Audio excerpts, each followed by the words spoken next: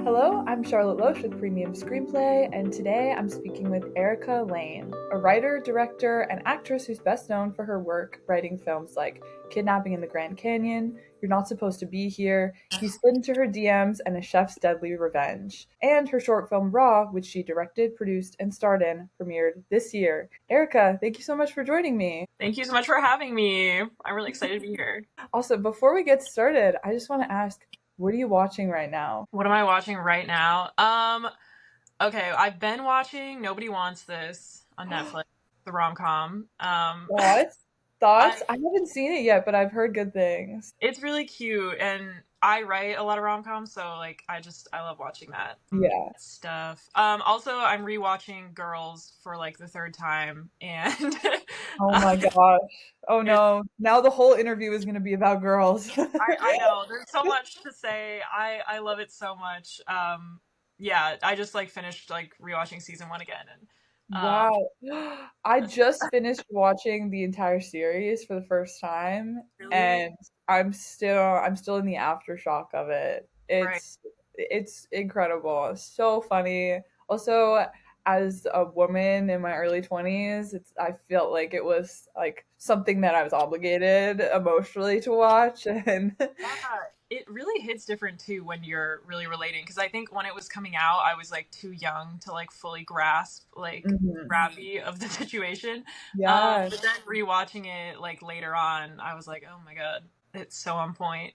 it's Um, so on point. It makes me feel like so much better, but also so much worse about myself.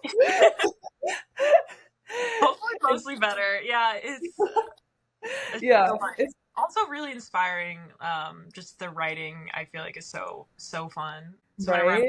a little bit like uninspired, I also like to just throw it on. Yeah, no, That it's and so funny. yeah, and I've also been watching Sex in the City for the first time. I'm on like Mm. four of the original. Yeah, oh, that's like the inverse of that show.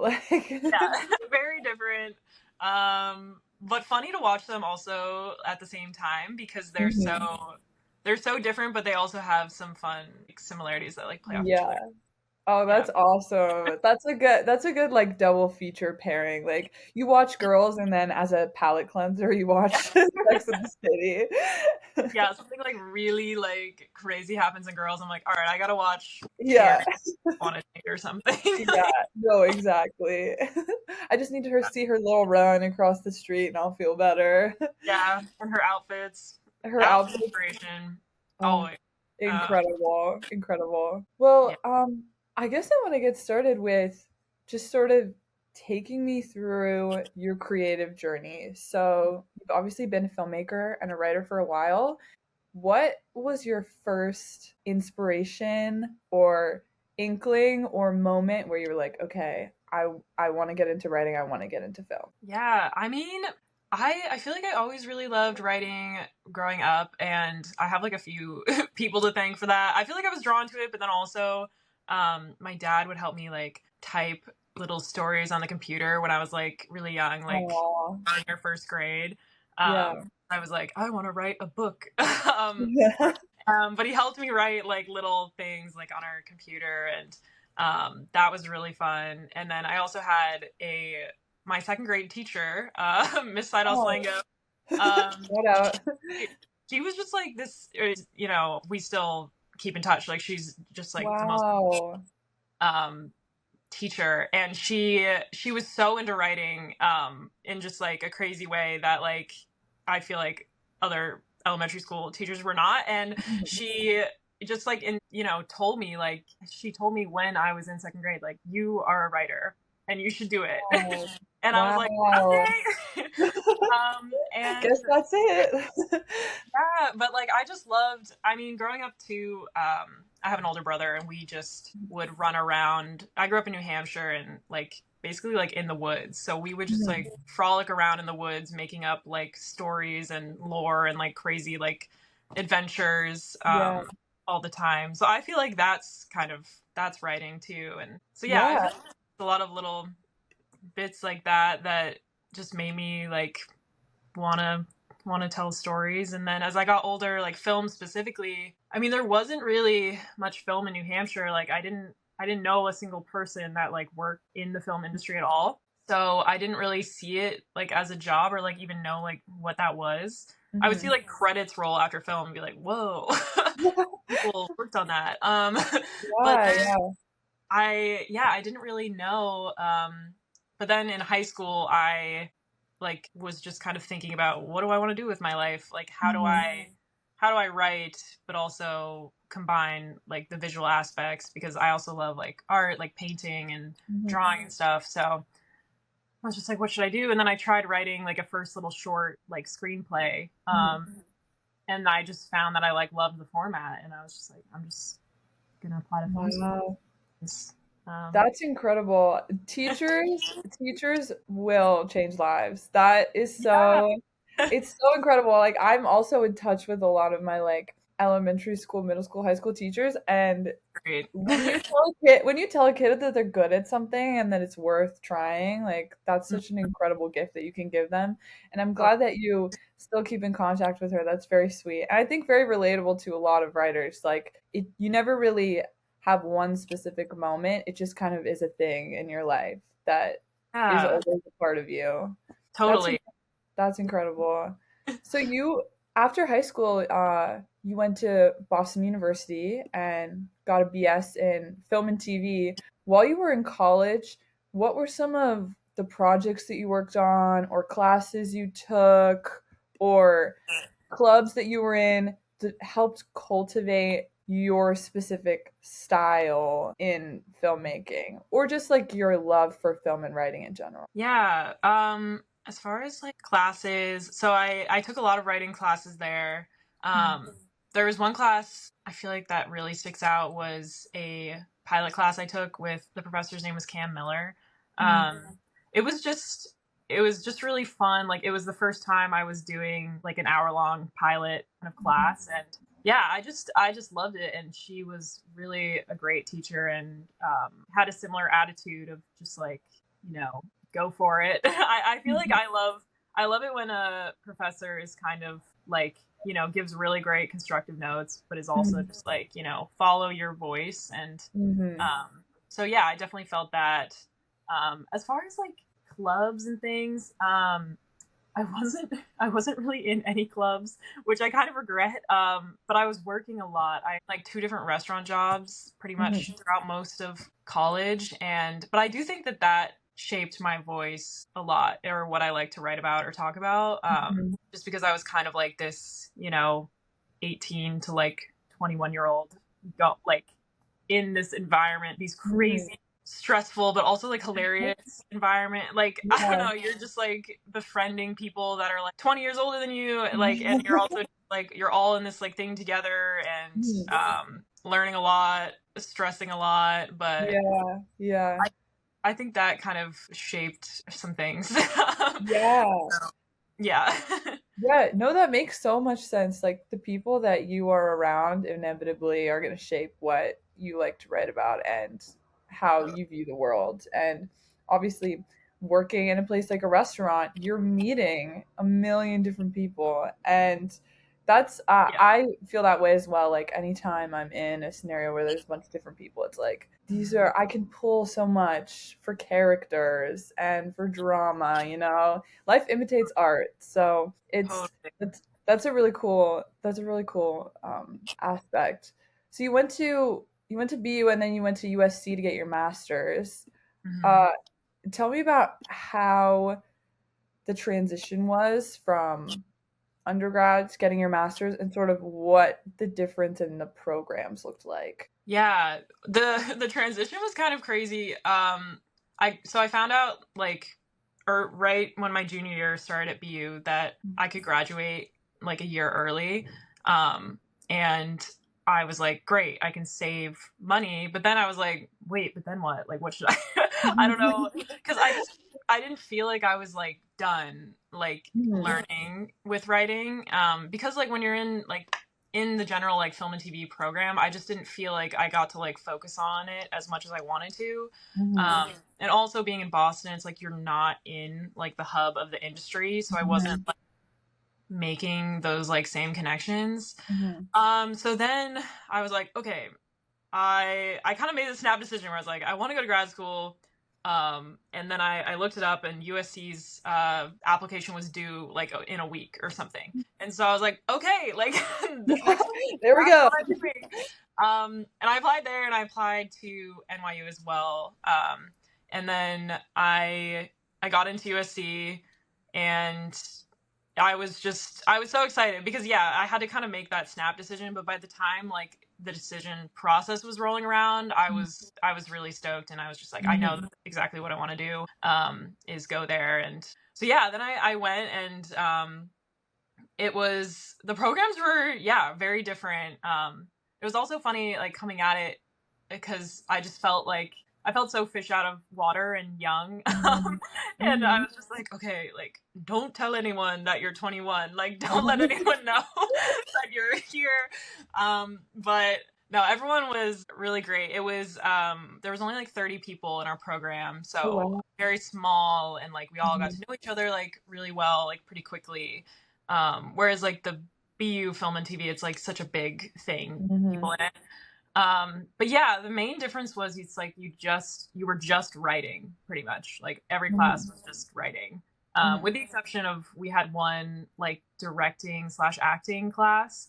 But other than that, it was, it was a lot of writing, and I loved it. And I think it like totally prepared me for the actual like the world of like working as a writer, because it was so fast. Like each semester we would turn in like at least like a feature, a pilot, and maybe something else. Wow.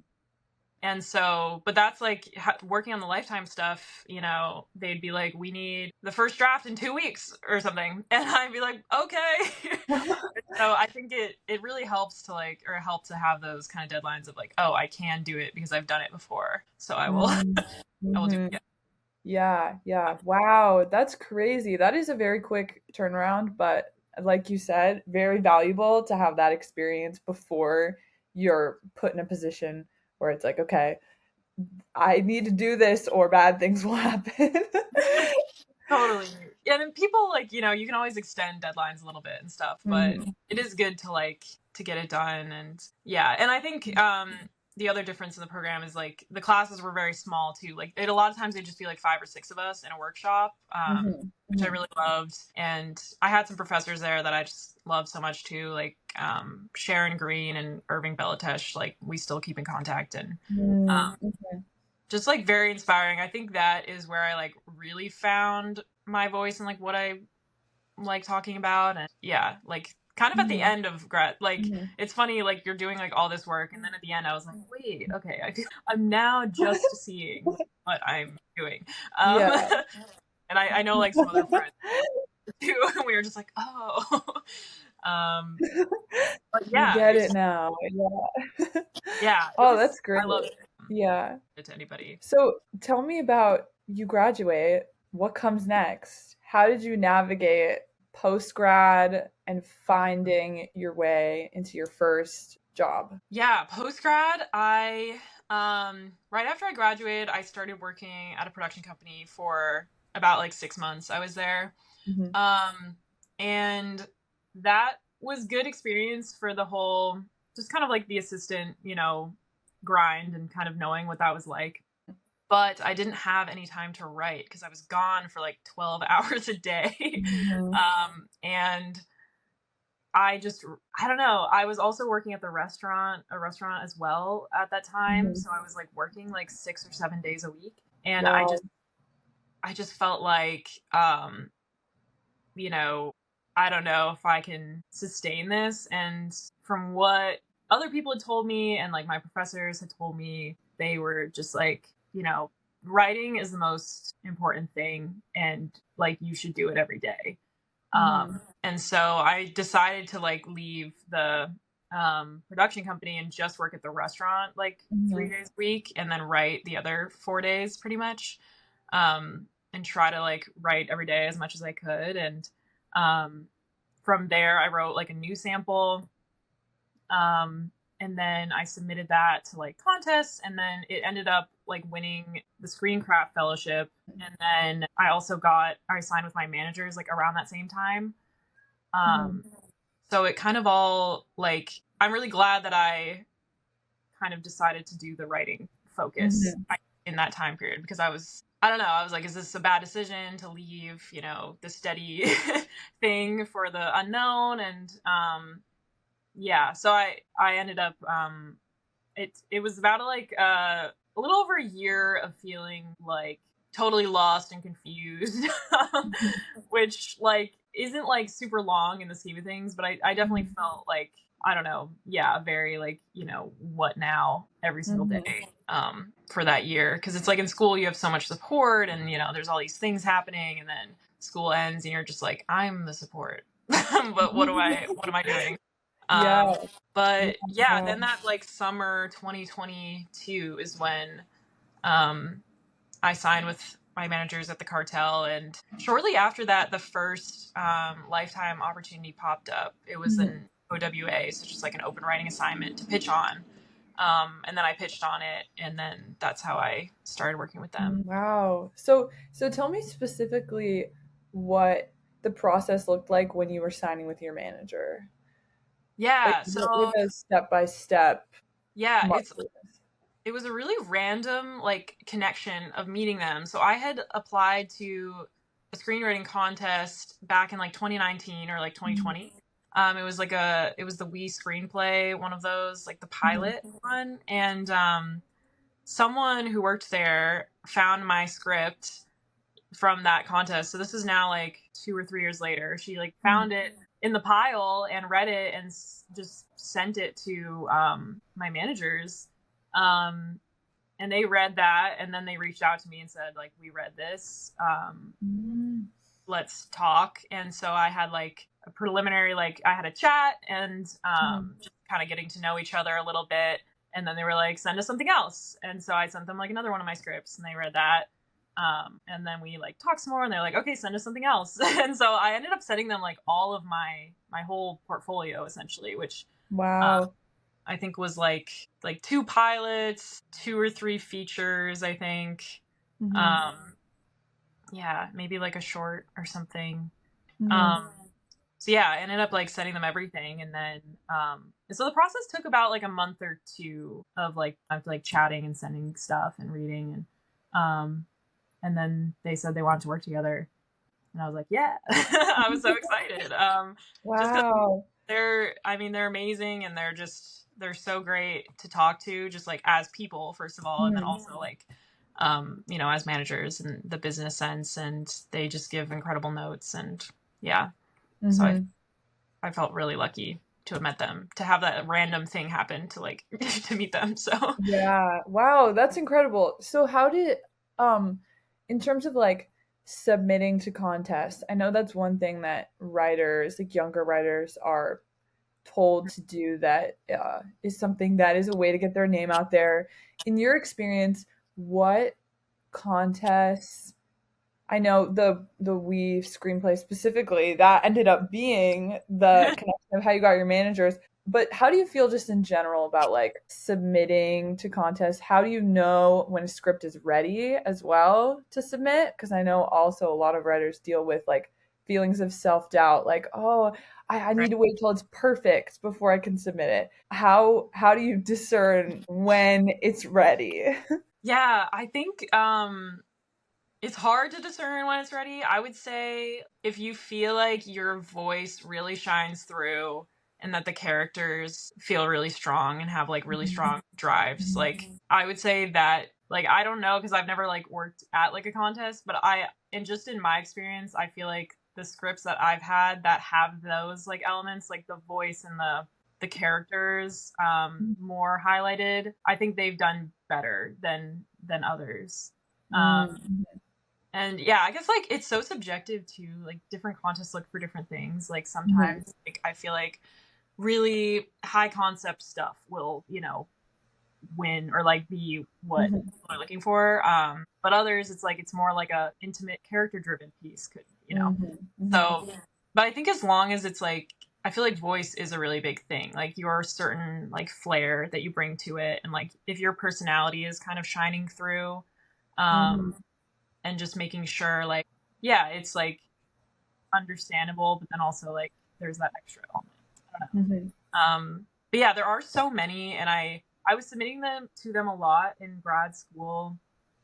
Kind of for the first time. Like I don't think I did it too much in like undergrad. But I submitted to like the main ones. So there's like Humanitas and like Austin Film Festival, Nickel, um, Screencraft, and I think like We Screenplay. Those were kind of the ones that I would do. Mhm. Um, and I think Screencraft and We Screenplay, because they have these kind of writer outreach programs, like where they, yeah, like it just like if someone who works there like finds a script that they really like, they'll just like send it to people sometimes. Like with me, I don't know how, I guess I don't know how common that is, but it's cool. Like they kind of have these extra like kind of writer outreach Mhm. like people that do that. So because yeah, you want it to be worth it, right? Because it's like getting an accolade could just be like an accolade, Mhm. um, which could be helpful if you're like querying managers or people, but Mhm. it's also like, yeah, how do you kind of segue that into real kind of like tangible Mhm. results? Yeah, I don't know if that. Yeah, no, that's so helpful because I feel like there's a lot of mystique around like submitting to screenplays and people can be kind of vague in their advice, just like throw it out there and it's like, what does that mean? Like No, totally. but that's very concrete, specific advice. And obviously, it worked out great for you. So there is Unexpected. there is hope out there. That's Yeah. awesome. And you mentioned Lifetime, so I do really want to talk about your work at Lifetime. I know you've been working as a writer with them for about like a year and a half. So tell me again, what the process was when you initially started working with them and how it's evolved over the course of almost 2 years. Yeah. So I think I'm like trying to think, in 2022, it was like August or September was when I like first like pitched on the open writing assignment. Mhm. Um, and yeah, I mean, so I hadn't met them at all before, and I was so like, I was so scared. I was like, okay, I gotta like prepare this whole thing, and then I like got into the call, and it was just like a casual chat, like just like a very casual conversation. Which is so it was cool, and I've had like different projects with them be different types of things where it's been like a very formal pitch or it's just like a conversation. Mhm. And but yeah, that one I feel like that kind of like put me at ease, and then when they said they wanted to do it, I was um so excited. Also because that project I just felt like was really really um exciting in the way that, so You're Not Supposed to Be Here was, even though it came out after like the Grand Canyon one, like the first one that I did, You're Not Supposed to Be Here was like the first one that I like pitched Oh, on. that was the first. Okay, cool. Yeah, it just like it ended up releasing later, but Mhm. that one was just so exciting because it was like their first like female like queer film Mhm. basically. And it was just really cool, and the team behind it was great. And so yeah, I guess like the process. So starting out, yeah, I just started. You start doing like the outline step, and then the script step, and then it's like a 4-part thing. So it goes like outline, script, second draft, and then polish step. Mhm. And then it's just kind of like your part is done, and then it goes on to the next, and then they shoot it and everything. Mm. um, and as I was working on You're Not Supposed to Be Here, that's when the Grand Canyon one kind of came about as well, because the executives at Lifetime had sent my sample, like I had like a thriller kind of like horror sample, to this production company that they work with a lot. And then Mhm. they reached out to me with the Grand Canyon idea. And then I pitched on Mm. that one as well. And then that one, then they kind of were happening at the same time, which was really fun, but also really stressful because I'd be like writing like a bunch of pages for You're Not Supposed to Be Here. I'd be like, okay, now I'm switching to Grand You Canyon. gotta switch gears. Yeah. I'm like, try not to mix up the names. Like, but Oh no, yeah. it was it was really fun, and yeah, it was just like a crazy few months of like doing them both at once. And then yeah, basically, so it's like the first one happened, and then the other three just kind of happened through that connection of like Mhm. wanting to work together again. And yeah, so that's when then like the next like year, um, like basically right after like the strike ended is when I started working on the other two, Mhm. and when I like pitched on them and stuff. Um, So for the those two, were those your ideas that you pitched, or were they ideas that were brought to you and then you sort of pitched a variant of it? Yeah, so the basically they were all kind of like ideas brought to me in various stages. Like some of them were just kind of like a sentence, like um The like Grand Canyon. Figure it yeah, out. yeah, it was basically like the Grand Canyon Chef's Daily Revenge. It was like the Grand Canyon one was like you know, people get kidnapped like in the Grand Canyon, like something happens there. So I was like, okay, like who are these people? So that very vague. And then same thing, Chef's Mm. Daily Revenge was actually called Who's Stalking Who at first, and it was the basic concept was about like a woman who like stalks her stalker back because she's very fed up with Mhm. the way that men have treated her. And so that one I was like, oh, that's really fun. And then I was like, oh, what if, you know, she was like a chef? Cause I come from this like restaurant background and, Mhm. I like living in that world. And so, yeah, those were very vague. So I really got to kind of like create the whole kind of world. And then the other ones, had a little bit more kind of like to them. You're not supposed to be here was like, this queer couple like goes on this trip, like kind of like a baby moon to this town, and like weird stuff happens. And Mhm. I thought of like this cult element, not to spoil it, Oh. but I yeah, kind of like thought of I was like, oh, what if there was like this what if it was like a cult story? Just because I had encountered a cult when I was back home in New Hampshire, like the winter before that. Mhm. And I went on this road trip with my dad in Vermont, and we like accidentally like stumbled upon this weird cult Wow. like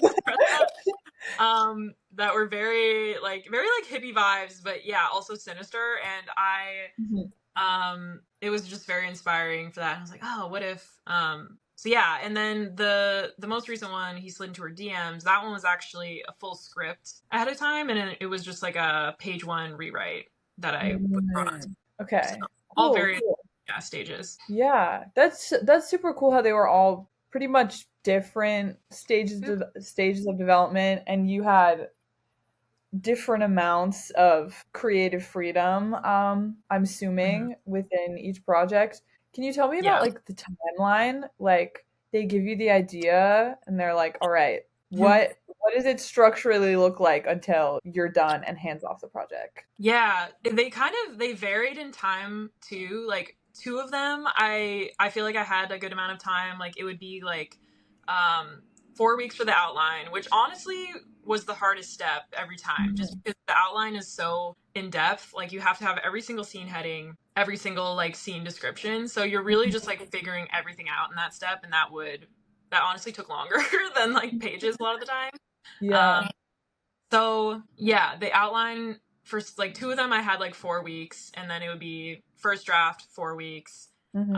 second draft like 3-ish, 3 to 4 weeks, Hmm. and then the polish like two to three, Hmm. and that felt very like doable. Um, but the other two, I feel like I had a lot shorter time. It'd be like outline in like a week and a half or 2 weeks. Oh First wow. draft in like maybe 2 weeks or something. Second draft like a week or two. Call Hmm. it like really quick. So overall, yeah, it would be like a few months because you have to wait for like the notes to come back on each Hmm. one too. Hmm. So like that would kind of take some time, but yeah, it kind of varied, but I did feel like when I had for like a month, 4 weeks, that was enough time. But Hmm. it definitely became like a crunch when it was less than that. Yeah, yeah. Tell me about the notes specifically for Mm. each script. Like how in depth or not in depth were they? And were there ever moments where you were like, ah, I disagree? um, yeah, I mean, there would definitely be moments where I would disagree, like with like maybe like producer notes or something. But like my method was always like, okay, how can I make this work for all of Hmm. us? Where like I still love it and like they're gonna like it now too. Hmm. Um so yeah, I mean, totally like it would happen all the time where I'd be like, oh, I don't know about that. But I would just try to like look for the note behind the note, like, okay, like this part Mm-hmm. obviously isn't working or whatever. And there was also there'd be a lot of like budgetary stuff too. Like, you just can't do this because there's, Yeah. like Yeah, out of the the budget. spaceship scene is Yeah, like yeah. They're like, take that out. There was like one time where I was like, I had a character get killed off by like a swarm of bees, and they were like, okay, take out the bees. And I'm like, yeah, you're right. all right, But you got me there. yeah, I was like, but it would be fun though. Yeah, please. But Oh, yeah, that's overall, great. like I did really enjoy. I loved like the notes process. Like I felt Mhm. like the people I was working with were awesome, and I just got to like, yeah, like they were always open to like my thoughts on things too. Like I felt very Mhm. involved. Like I wasn't Mhm. just like, executing, whatever. Like I was also got to like have my own, create. Yeah, yeah. So That's awesome. So let's sort of pivot, and I want to talk about your short film, yeah. Raw, which premiered at the New Hampshire Film Festival. First off, what's the film about, and what was your inspiration for making it? Yeah, so the film is about a couple. One, she has contamination, OCD, and her boyfriend tries to make her chicken for dinner to like cure her with Mhm. exposure, just because it's been draining their relationship a bit, Mhm. for a while is kind of the sense that I wanted to Mhm. give. It's really just about like people with two different points of view and like how that can really impact a relationship and Mhm. where do you go from there? Like how do you kind of tackle these big things that can feel like they're pushing you apart? And how do you like one of the characters, like he's really wanting to get back to like the way things were or like the beginning, like Mhm. or Mhm. she kind of developed these fears, and her point of view was more like I can't go back there. Mhm. So yeah, sorry, what was the other part of the question?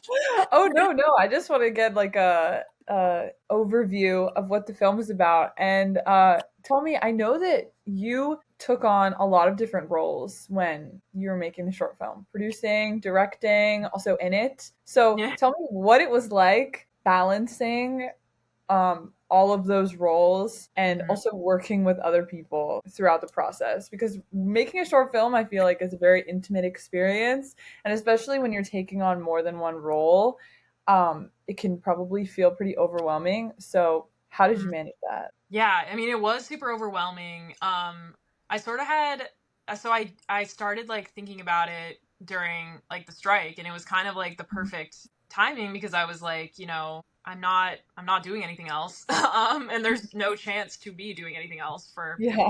future. And I was just like, I feel like now is kind of my moment to direct. Like I've been wanting to do this for so long, but I always am like, I don't have the time, like, to put a short together. But now I was like, okay, like let me try to do this. So Mhm. yeah, it was definitely very overwhelming. I think the producing aspect of it was like the most overwhelming just because Mhm.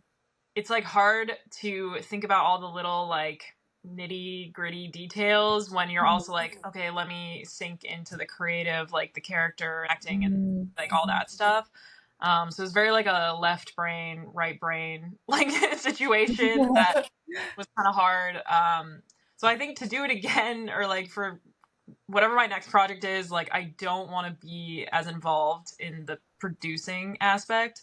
Mhm. Um, but yeah, I mean, I just had the most fun. Like, I mean, it was definitely very like stressful, Mhm. but at the same time, I was just having so much fun and learning so much. And I think that that is kind of the point of doing it too, is like just learning. And I had my friend Chrissy, like she had shot a short the year before, and I was like stressing to her one night, just being like, what if it's bad? And what if it turns out, like, what if it sucks? And what if nothing goes right? Whatever, whatever. And she just said, no matter what, it's going to be good that you did it no matter what.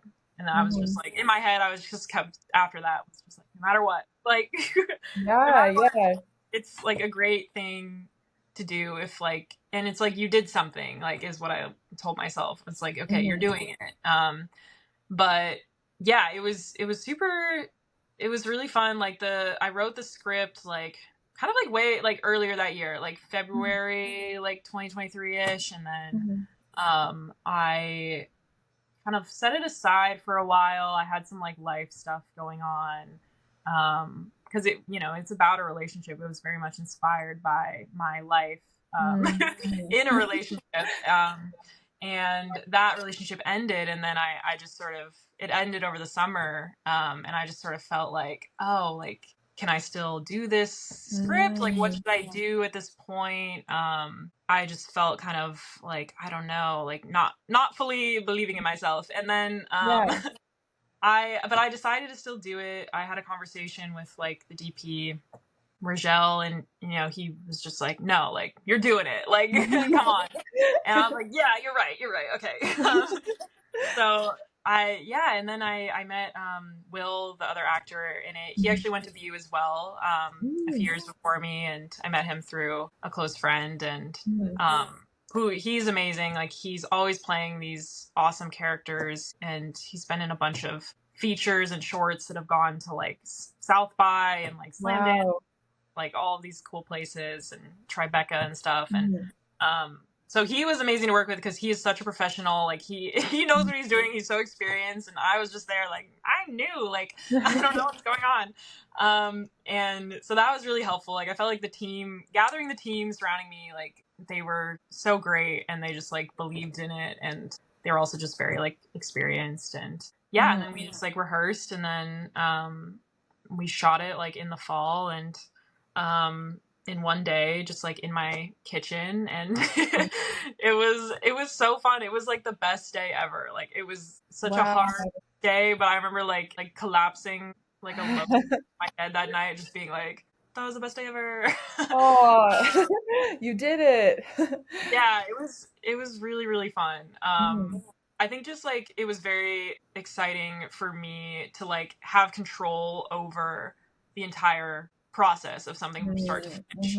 Mhm. Just because that's something that like I didn't have like at all in the Mhm. Lifetime films, just because it's like, you submit the script and then it's off to other people. And it was so exciting to just be able to be like, oh, I get to decide like what happens Nice. here and like what happens here. And which is a lot of pressure, but it was really cool to kind of figure it out. Mhm. So Wow, that's incredible. Yeah, I can imagine like the transition from doing almost like mainly writing to directing would be kind of stressful, but so freeing. Like this is your baby, and you get to do whatever you want. That's yeah. awesome, and congratulations on finishing it. And I know it's going through the circuit right now, so we'll all be on the lookout for it. Uh, yeah, it was very exciting to have it like premiere on the big screen. Like, it felt really special, especially in New Yeah, Hampshire, like where I'm from. Like, it just felt yeah. like the hometown. And yeah, hopefully like, it'll play somewhere else, maybe like closer to LA. That would be Mhm. cool also. Mhm. So fingers Oh, crossed. that's incredible. So Yeah. speaking of I guess writing and directing and just creative energy in general, you obviously you do a lot of writing, and you've been paid to write. So how do you get over the feeling of feeling creatively blocked, especially when there's a time crunch? Because everybody deals with writer's block, but I feel like it is especially stressful, if you're on a tight timeline and you feel like you can't Yeah. afford to have those moments. How do you sort of manage those feelings? Yeah, I feel like the way I do it is I'll actually, like, if I'm stuck on one thing, like one script or project, I will switch to a different one, like for like, 30 minutes or like a couple hours even or something. Mhm, Um where I feel like I am like not blocked. mhm, Because that just kind of, I feel like it starts like a positive like train of like, mm, okay, the juices mhm, are flowing, like I'm feeling like I'm succeeding here at mhm, this one, so let me now try to go back to this one. So I'll just kind of like switch around, honestly. And it was helpful too when I was doing like the two Lifetime films at once. Like, if mhm, for one of them I was like, I just don't know what to do here, like mhm, in this scene, I would just go to the other one and be like, oh, okay, like I'm enjoying like what's happening right now with this one, Hmm. and then I would kind of go back. So um yeah, I think like switching off, but then also not letting it rest for more than like a day, like kind of Hmm. continuing to go back to it every day, just because I feel like for me personally, if I like am away from something for like a few days, I lose some momentum, or like I lose like kind of Hmm. being in character, or like Hmm. in the characters. So I think like staying in the world, like mentally and emotionally, but just kind of switching back and forth is kind of what helped me. But yeah, it is hard when there's a deadline and a time crunch. You're like, I have to do this. I think that helps though, because it's a little more, if there isn't that deadline, then you're kind of like, oh, I can, you know, Yeah. Yeah, no, it lights a fire a little bit. You're like, all right, I'm gonna do yeah. it. Yeah, and just like asking friends, like writer friends, or you know, the executives or producers, like questions or for help or something too. Like if I have a question, Mhm. I could Mhm. just be like, I'm not really sure like if this is working here, or like, you know, how should I kind of Mhm. move through this? Like they're great about like a friend, or, you know, even the people, yeah, like the executives could be like, what about this? You know, they're Mhm. great with doing that. So also, Yeah. yeah, just asking for help is sometimes someone will say something and you're just like, oh yeah, duh. Like why did I like it, Yeah. yeah, they make it easier to kind of step outside and see it. So Uh-huh. asking other people is kind of probably the best move, honestly. That's some great advice. Leaning on your community and the people around you is very important. The Totally. best piece of advice that I ever got in terms of writing was one of my professors. He said, write fast, write bad.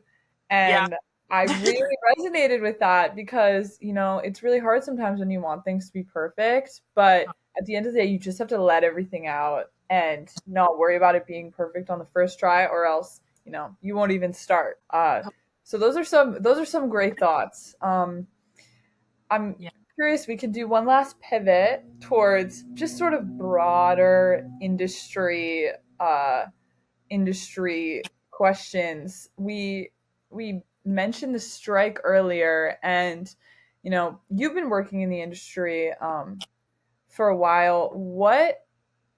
From your perspective as a writer, how and what have you noticed the shift look like put in a post-strike world for writers? Hmm. Interesting. Yeah, I mean, it was really kind of like slow to come back afterward. Like, I wasn't really having like any or very many like generals or like meetings or anything for like a while. Um, like I feel like this like April or May is when I kind of noticed like, okay, more meetings are Mhm. happening. Like, Mhm. so, and the strike ended in like September, right? So Yeah. it's then the holidays happened, and then like I felt like spring was when things kind of actually started to Hmm. kind of come back. And it's been very like, yeah, like touch and go ever since. Like they'll be kind of dry. This year has been very strange. I feel like there'll be like dry periods, but then there'll be, you know, those there's Hmm. will happen where suddenly there's a bunch of things happening, and I'm just like, Yeah, ah. yeah.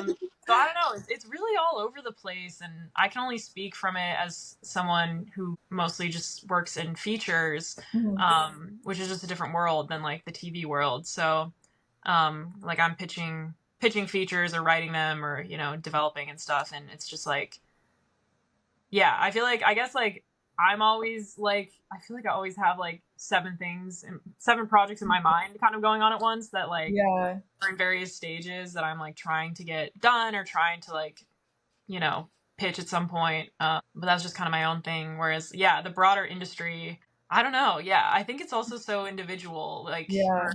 because I know people right now that are like, you know, selling stuff and doing amazing, and then like others that it's like really hard. So it's just like, I don't know. Mhm. It feels really random. Yeah, no, that's very true. It does. And I feel like always has been just very random. And I don't know if the strike has really changed that aspect of it, but Hmm. I totally see where you're coming from, and your story makes a lot of sense. I feel like the lull right after, when people were sort of getting on their feet, that was definitely prevalent. But now I agree. Things are we're crawling towards that sense of normalcy, slowly but surely. I hope. Yeah, and everyone's saying Fingers like crossed. 5 to 25, but I feel like they say that every year, so I'm like, whatever. Yeah. But I do have a lot of hope for like next year. Like I think I'm excited to see, what happens and I agree. hopefully. And just sort of another industry hot button issue. AI has been Mm, something that everybody seems to want to talk about. I know the Hollywood Reporter released an article a couple months ago that's called Hollywood at a Crossroads. Everyone's using AI, but they're too scared to admit it. So I want to know from you as a writer and a filmmaker, and just on a personal level, do you think there's a place for AI in the film industry? And if so, what is that? um honestly, I don't know. I mean, I I don't use it or ever use it. Mm-hmm. Like where I just like I don't know. To me, it's like a soulless entity that doesn't like I don't know.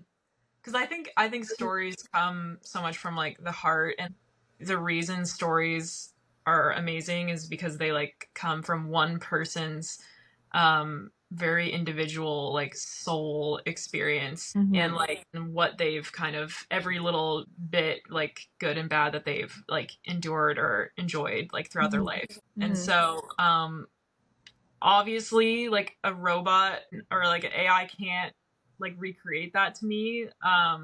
But I don't know. Like, I mean, I know I hear about it being used for like coverage and other like random stuff Mm-hmm. like that. And I don't know like how well it does at that. But I guess like I don't think I definitely don't think it should be replacing the work of writing like outlines and Mm-hmm. yeah, not even like outlines, treatments, and especially not pages. I just think, there's so much discovery to be had when you're like a human, figuring out the outline, figuring out all this stuff, that obviously cannot be discovered, like if it's Mm-hmm. not a Yeah. real person. And so, yeah, I'm so like, yeah, I don't know. I agree. I agree. Because part of the joy and where you find a lot of like the hidden gems when you're discovering a story is the process of outlining or doing a treatment. So to just bypass all of that feels a little bit counterproductive. Just in terms of like, okay, you are totally closing yourself off to Mhm. any other creative discoveries that you could possibly make.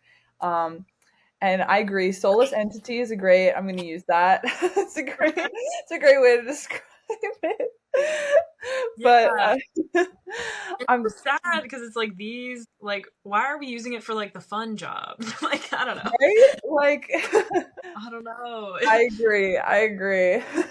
I mean, I'm very curious, yeah, about how I guess things will play out. I'm not totally sure. And when it first kind of hit, when was that? Like, I feel like it was like what, like 2022 or something was maybe Yeah. first kind of became aware of like Chat GPT. Mhm. Um, and I was so just like, I don't want to see it. I don't want to hear about it. I don't Yeah, know. Get it away doesn't exist. from My me. blinders are on. Yeah. Which is maybe the wrong way to be. Like maybe it's better to like, accept it and like that it's all around. But I was just Mhm. so like, I know what I'm doing. Like I am writing. I'm not gonna let this thing affect me. Like, Mhm. yeah. Like I don't know. Yeah. So that was like my attitude. And I feel like it's still an attitude I keep where I'm like, I'm just gonna keep doing my thing and Mhm. trust and hope that, people want real stories from the heart, I guess. Yeah. Yeah. Stories that are raw. No Raw, pun, yeah. no pun intended. I guess as a final question, what is your advice to younger writers, younger filmmakers, younger creatives who are entering the industry and they're feeling lost or confused or unsure of themselves? What's your advice to them? Totally. as someone who is also still lost and confused, like 95 time, um, I, I mean, I really feel like my main advice is, if you're like a writer, especially, just like write every single day. And that doesn't mean like spend 8 hours a day writing, but like, um, do something, like even if it's a small, Mhm. thing every single day. Just because it's like, I don't know, like what you have is your craft and what you Mhm. create. If you keep creating it, like, and keep pushing stuff out there, like finished stuff, or even if you're like, oh, this isn't great yet, but it's like someone could find that and like see so much in it and want to Mhm. like work with you on it. And like, I think just like never stop creating. And it's like really hard also when, because I've totally been there, where it's like you're working maybe two jobs and you're like, how, Mhm. I don't have time to write. Like I don't have time for this because I'm grinding, I'm doing the assistant grind, I'm trying to work my way up there. And like, Mhm. um I think it's just like, it's really really difficult. But I guess for me, what kept me going is like, why am I doing this? It's because I love writing, and I don't see my life without it. Like I feel like for me, it's like writing is makes, I don't know, life like so special to me. So Mhm. I'm just like, if I'm doing that every single day, then I'm doing what I want every day, which is cool. And I would just say, yeah, just do it every day. And I don't know, yeah. And it's also about, I guess, yeah, being really open to like Mhm. new connections and new people. You never know like where, a random connection might lead. But yeah, I mean, it's really hard, and it's a very like lost and confusing time. But I also like wouldn't trade it for anything, just because I love it. So I love Yeah. creating. So I don't know. Wow. That's some great advice. Well, thank you so much, Erica, for joining me You. today and sharing your story with us. You had some great advice, and your experience is incredible to listen to. And we will be on the lookout for Raw in the future. Maybe. No, thank you so much. Great, amazing questions, and yeah, it was so great to chat also. So Thank thank you. you.